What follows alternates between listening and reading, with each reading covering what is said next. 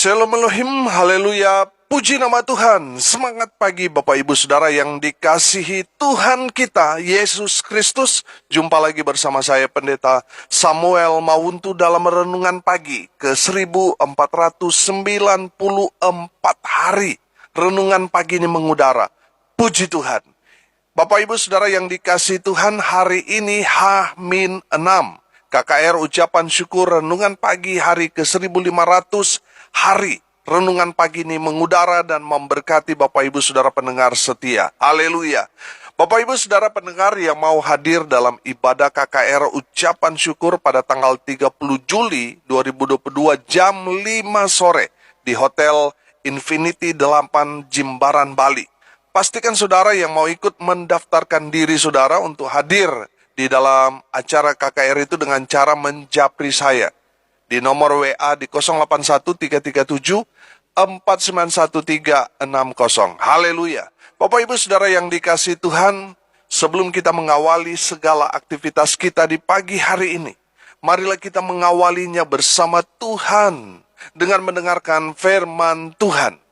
Sebelum kita membaca, mendengarkan, dan merenungkan firman Tuhan hari ini, mari kita minta pimpinan Roh Kudus. Kita berdoa. Bapa di surga, berbicaralah kepada kami semua. Pakai firman Tuhan ini untuk menegur kami, menasihati kami, menguatkan kami, meneguhkan iman percaya kami, dan menuntun kami supaya kami terus berjalan di jalan Tuhan yang benar. Dan pakai firman Tuhan ini untuk memberkati kami semua. Di dalam nama Tuhan Yesus yang adalah firman Allah yang hidup, kami berdoa. Amin. Haleluya. Mari buka Alkitab kita dalam surat Rasul Petrus yang kedua, pasal 2, ayat 17 sampai ayat 22. Demikian firman Tuhan. Guru-guru palsu itu adalah seperti mata air yang kering, seperti kabut yang dihalaukan taufan. Bagi mereka telah tersedia tempat dalam kegelapan yang paling dahsyat. Sebab mereka mengucapkan kata-kata yang congkak dan hampa dan mempergunakan hawa nafsu cabul untuk memikat orang-orang yang baru saja melepaskan diri dari mereka yang hidup dalam kesesatan. Mereka menjanjikan kemerdekaan kepada orang lain, padahal mereka sendiri adalah hamba-hamba kebinasaan. Karena siapa yang dikalahkan orang, ia adalah hamba orang itu. Sebab jika mereka, oleh pengenalan mereka akan Tuhan dan Juru Selamat kita, Yesus Kristus, telah melepaskan diri dari kecemaran-kecemaran dunia, tetapi terlibat lagi di dalamnya, maka akhirnya keadaan mereka lebih buruk daripada yang semula. Karena itu bagi mereka adalah lebih baik jika mereka tidak pernah mengenal jalan kebenaran daripada mengenalnya, tetapi kemudian berbalik dari perintah kudus yang disampaikan kepada mereka. Bagi mereka cocok apa yang dikatakan peribahasa yang benar ini. Anjing kembali lagi ke muntahnya, dan babi yang mandi kembali lagi ke kubangannya. Amin. Bapak Ibu Saudara yang dikasihi Tuhan, saya teringat dengan firman Tuhan dalam Injil Lukas pasal 17 ayat 1 yang berkata begini. Yesus berkata kepada murid-muridnya, tidak mungkin tidak akan ada penyesatan, tetapi celakalah orang yang mengadakannya. Amin. Dari firman Tuhan ini mengingatkan kita bahwa penyesatan itu pasti ada, pasti terjadi. Saudara yang dikasihi Tuhan, kita ada sekarang ini di penghujung zaman. Makanya iblis bekerja extraordinary untuk menyesatkan orang-orang percaya dengan mengirim guru-guru palsu yang menyelinap di antara orang-orang benar, di antara orang-orang percaya. Guru-guru palsu ini mungkin saat ini masih menyamar di antara kita. Tinggal tunggu waktu. Mungkin ketika mereka sudah memiliki power atau sudah memiliki massa, mereka akan menampakkan diri mereka. Perhatikan ayat 17. Guru-guru palsu itu adalah seperti mata air yang kering, seperti kabut yang dihalaukan taufan. Bagi mereka telah tersedia tempat dalam kegelapan yang paling dahsyat. Bapak Ibu Saudara yang dikasihi Tuhan, guru-guru palsu itu diibaratkan di sini seperti mata air yang kering. Artinya apa? Artinya mereka akan membunuh kita secara perlahan-lahan. Kelihatannya pengajaran mereka baik. Tadinya pengajarannya lancar, baik, diadopsi dalam Alkitab. Tapi setelah didalami ternyata itu hanya umpan belaka untuk memikat orang-orang Kristen. Sehingga mereka masuk dalam perangkap mereka. Saudara, lihat. Orang yang memancing ikan, mereka selalu memakai umpan yang menarik untuk memikat ikan. Bagi ikan yang tertipu dengan umpan tadi, pasti akan memakan umpan tadi. Dan kita tahu akhirnya ikan itu kemana. Dia tertangkap dan mati secara perlahan-lahan. Betul? Bapak Ibu Saudara yang dikasihi Tuhan, demikian juga dengan nasib kita. Kalau kita terpengaruh dengan ajaran-ajaran guru-guru palsu tadi, kita akan dibuat mati seperti ikan tadi, yang tertangkap, yang mati secara perlahan-lahan. Makanya firman Tuhan selalu berkata kepada kita, waspadalah, waspadalah, dan waspadalah. Amin. Waspadalah dengan ajaran-ajaran baru yang tidak alkitabiah. Waspadalah dengan guru-guru palsu. Dengan guru-guru yang baru kita kenal, yang mengajarkan tentang agama, saudara, waspadalah. Pertanyaannya sekarang, bagaimana caranya kita dapat mengenali guru-guru palsu? Kita dapat mengenali guru-guru palsu itu dengan melihat buah-buah yang dia hasilkan. Amin. Perhatikan ayat 18. Sebab mereka mengucapkan kata-kata yang congkak dan hampa dan mempergunakan hawa nafsu cabul untuk memikat orang-orang yang baru saja melepaskan diri dari mereka yang hidup dalam kesesatan. Amin. Saudara yang dikasihi Tuhan, dari ayat ini kita dapat mempelajari tanda-tanda guru-guru palsu. Yang pertama apa? Mengucapkan kata-kata yang congkak, sombong, selalu tinggi hati. Kalau bicara, di atas awan, saudara. Kalau ada hamba Tuhan yang mengucapkan kata-kata yang congkak, yang sombong, itu mengindikasikan itu guru palsu. Tanda yang kedua, kita dapat mengenali guru-guru palsu. Yang kedua, kata-katanya hampa. Ada kan yang suka bernubuat, tapi tidak terjadi. Saudara, ada orang yang dipakai Tuhan untuk bernubuat dan terjadi. Tapi ada juga yang mau ikut-ikutan sehingga dia bernubuat, tapi tidak terjadi. Hampa, saudara. Saudara yang dikasihi Tuhan, itu mengindikasikan itu guru palsu. Ada banyak orang yang berkata, kiamat ini tanggal segini, tapi tidak terjadi. Herannya, banyak yang percaya kepada dia. Banyak pengikutnya dan sebagainya. Saudara yang dikasihi Tuhan, dari perkataan itu, kita dapat mengenali ini guru palsu. Kata-katanya hampa. Tidak ada kuasanya. Apa yang dia katakan tidak benar. Itu menandakan itu guru palsu. Dan tanda yang ketiga, hidup dalam hawa nafsu. Hidupnya, mewah. Hidupnya, saudara, pokoknya apa yang dia mau, dia harus beli. Hidupnya memang betul-betul jadi kayak raja, saudara. Semua yang dia inginkan, dia beli. Dia harus dapatkan. Itu maksudnya hidup dalam hawa nafsu. Saudara yang dikasihi Tuhan, kalau ada yang mengatasnamakan hamba Tuhan, tapi hidup dalam hawa nafsu seperti ini, itu tanda dia guru-guru palsu. Tanda yang keempat, saudara, cabul atau pikirannya itu hanya seks. Saudara yang dikasihi Tuhan, hati-hati. Di akhir zaman ini, iblis bekerja dengan luar biasa. Roh persinahan, roh percabulan bekerja dengan luar biasa. Ada berapa banyak hamba-hamba Tuhan yang jatuh dalam dosa percabulan. dosa persinahan, dan sebagainya. Saudara yang dikasihi Tuhan, kalau ada hamba Tuhan yang pikirannya seks, pikirannya hanya mau kawin lagi, ceraikan pasangannya, itu menandakan itu guru palsu. Saudara yang dikasihi Tuhan, kita dapat mengenali guru-guru palsu itu dari buah-buahnya. Saudara yang dikasihi Tuhan, yang kelima, kita dapat lihat di ayat 19. Mereka menjanjikan kemerdekaan kepada orang lain, padahal mereka sendiri adalah hamba-hamba kebinasaan. Karena siapa yang dikalahkan orang, ia adalah hamba orang itu. Yang kelima, saya melihat tanda guru-guru palsu. Kata-katanya menipu.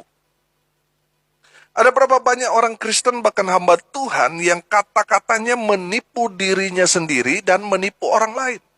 Karena dia sendiri tidak hidup dalam kebenaran, tapi mau membawa orang kepada jalan kebenaran. Akhirnya apa? Salah jalan, saudara.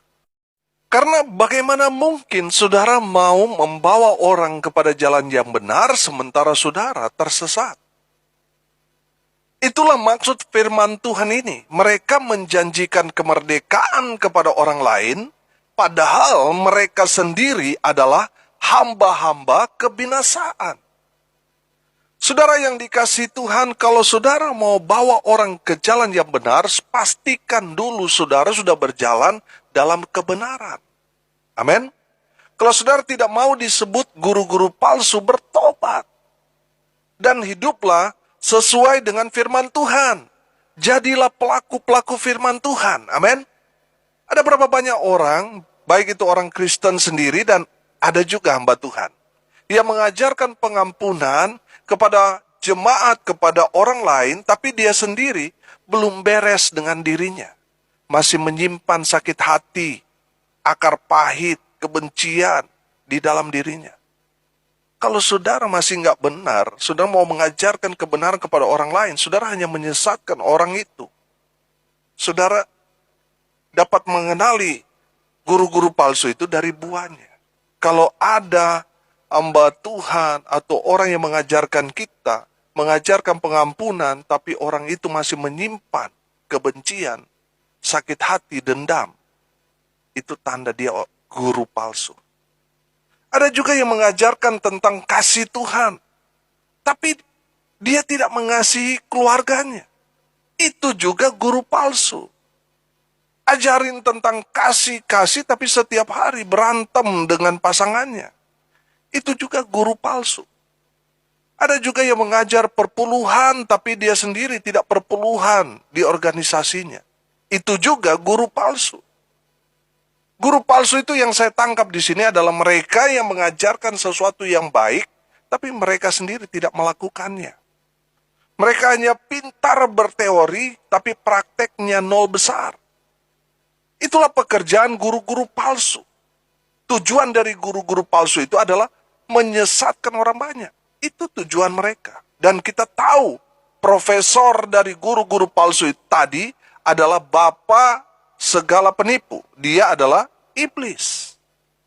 Saudara yang dikasihi Tuhan, perhatikan ayat 20-22.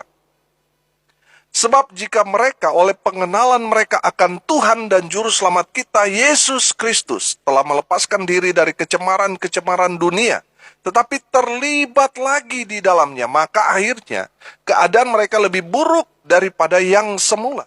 Karena itu bagi mereka adalah lebih baik jika mereka tidak pernah mengenal jalan kebenaran daripada mengenalnya, tetapi kemudian berbalik dari perintah kudus yang disampaikan kepada mereka. Bagi mereka cocok apa yang dikatakan peribahasa yang benar ini. Anjing kembali lagi ke muntahnya, dan babi yang mandi kembali lagi ke kubangannya. Amin. Bapak Ibu Saudara yang dikasihi Tuhan, ayat ini ditujukan kepada orang yang sudah percaya Tuhan, tapi terpengaruh oleh ajaran-ajaran sesat yang disampaikan oleh guru-guru palsu tadi. Keadaan mereka yang tersesat akan lebih buruk lagi daripada yang semula. Saya teringat dengan firman Tuhan dalam Injil Matius pasal 12, ayat 43 sampai ayat 45. Saya akan bacakan buat kita sekalian. Apabila roh jahat keluar dari manusia, ia pun mengembara ke tempat-tempat yang tandus mencari perhentian. Tetapi ia tidak mendapatnya. Lalu ia berkata, aku akan kembali ke rumah yang telah kutinggalkan itu. Maka pergilah ia dan mendapati rumah itu kosong, bersih tersapu, dan rapi teratur. Lalu ia keluar dan mengajak 7 roh lain yang lebih jahat daripadanya, dan mereka masuk dan berdiam di situ. Maka akhirnya keadaan orang itu lebih buruk daripada keadaannya semula. Demikian juga akan berlaku atas angkatan yang jahat ini. Amin. Seseorang yang tadinya sudah percaya kepada Tuhan, hidupnya sudah bersih, suci, kudus, tapi ketika dia kosong, itu kesempatan iblis kembali dengan pasukan yang lebih banyak, mengotori, mencemari, menghancurkan rumah itu. Kita yang tadinya sudah mengenal Tuhan, tapi sekarang menyangkal Tuhan, tambah rusak kita, hancur kita, betul? Rumah itu adalah diri kita, saudara. Kalau rumah atau diri kita kosong, bahaya. Nanti yang masuk nih roh-roh lain, saudara. Makanya supaya rumah kita atau diri kita itu tidak kosong, harus selalu diisi firman Tuhan. Amin. Harus selalu baca, dengarkan firman Tuhan. Selalu diisi dengan kegiatan, baik itu pelayanan dan lain sebagainya. Bapak Ibu Saudara yang dikasihi Tuhan, hari ini kita belajar. Penyesatan itu pasti ada, tapi celakalah orang yang mengadakannya. Celakalah guru-guru palsu. Mereka akan menempati tempat firman Tuhan ini katakan, bagi mereka telah tersedia tempat dalam kegelapan yang paling dahsyat. Saudara yang dikasihi Tuhan, waspadalah terhadap pengajaran-pengajaran yang kita terima, yang kita baca, yang kita dengarkan. Waspada, hati-hati saudara. Waspada, karena akhir-akhir ini, akhir-akhir zaman, di mana iblis bekerja untuk menyesatkan semua orang. Kalau kita tidak waspada, kita akan termakan umpan iblis dan kita akan disesatkan. Makanya kita harus hati-hati, waspada. Amin. Makanya kita perlu belajar firman Tuhan supaya kita tahu firman Tuhan, tahu kebenaran agar tidak mudah disesatkan. Dengar baik, sasaran iblis adalah saudara dan saya, orang benar. Kenapa kita? Karena kita hidup dalam kebenaran. Iblis tidak akan menyesatkan orang yang tidak benar di luar sana, karena mereka sudah tersesat. Sasaran iblis adalah saudara dan saya yang hidup dalam kebenaran. Makanya kita harus yang pertama waspada. Yang kedua, harus hati-hati dengan semua pengajaran yang kita terima. Cek dulu semua pengajaran itu, apakah sesuai dengan firman Tuhan atau tidak. Yang ketiga, tetap kuat di dalam iman kepada Kristus Yesus Tuhan kita. Mari kita berdoa. Terima kasih Bapa di surga atas kebenaran firman Tuhan yang sangat memberkati kami. Berkati semua pendengar dimanapun mereka berada. Hidup mereka diberkati. Hidup mereka betul-betul mengalami Tuhan dalam kehidupan mereka. Baik itu dalam masa muda mereka, mereka yang sudah berumah tangga, keluarga mereka diberkati, anak-anak mereka diberkati. Mereka yang sakit Tuhan jamah, kuasa kesembuhan melawat mereka yang sakit. Mereka yang sakit sembuh. Mereka yang berduka cita saat ini diberikan kekuatan, penghiburan di dalam nama Tuhan Yesus. Hamba berdoa untuk mereka yang hari ini berulang tahun, Tuhan Yesus memberkati mereka. Hamba berdoa ya Tuhan, menyerahkan bangsa dan negara kami tercinta Indonesia, pemerintah yang ada di dalamnya, dan seluruh rakyat Indonesia. Tuhan lawat, Tuhan berkati. Hamba juga berdoa menyerahkan pelayanan nanti tanggal 30 Juli, ibadah ucapan syukur KKR. Hari ke-1500, audio renungan pagi mengudara dan memberkati. Kami berdoa Tuhan berkati semua yang sudah mensupport pelayanan ini, mereka yang terlibat dalam pelayanan, Tuhan urapi, dan semua yang hadir, Tuhan lawat dengan kuasa Tuhan. Kami serahkan pelayanan yang Tuhan percayakan baik dalam pengembalaan, di tengah jemaat, di tengah keluarga, pelayanan bersama dengan Infinity Ministry, Tuhan memberkati. Tuhan berkati seluruh anggota tim doa Petra Nasional dimanapun mereka berada. Tuhan memberkati. Hamba berdoa biarlah berkat Tuhan turun memenuhi semua pendengar. Bapak Ibu Saudara yang dikasihi Tuhan, arahkanlah hatimu dan terimalah berkat dari Tuhan Yesus. Tuhan memberkati engkau dan melindungi engkau.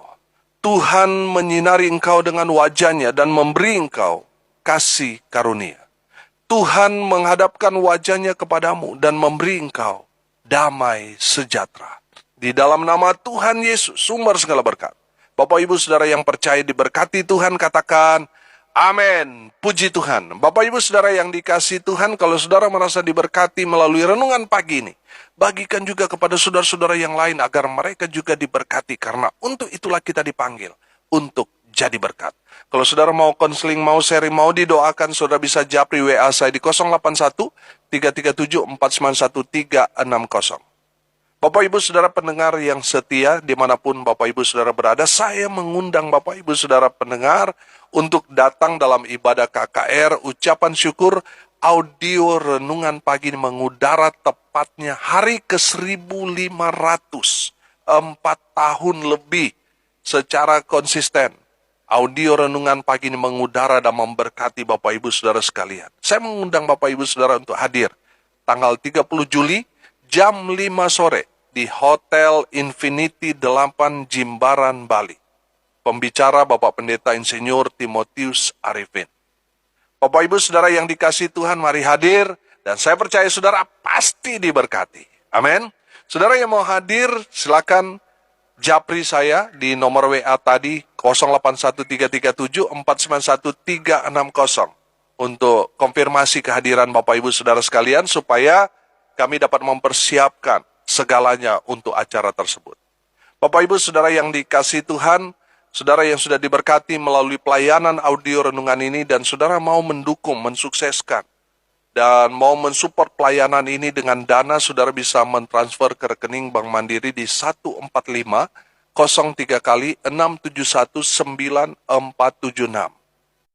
Bapak Ibu Saudara yang dikasihi Tuhan, dengan mensupport pelayanan ini, saudara menjadi bagian dalam pekerjaan Tuhan yang luar biasa ini. Dukung terus pelayanan ini dengan doa, daya, dan dana. Haleluya.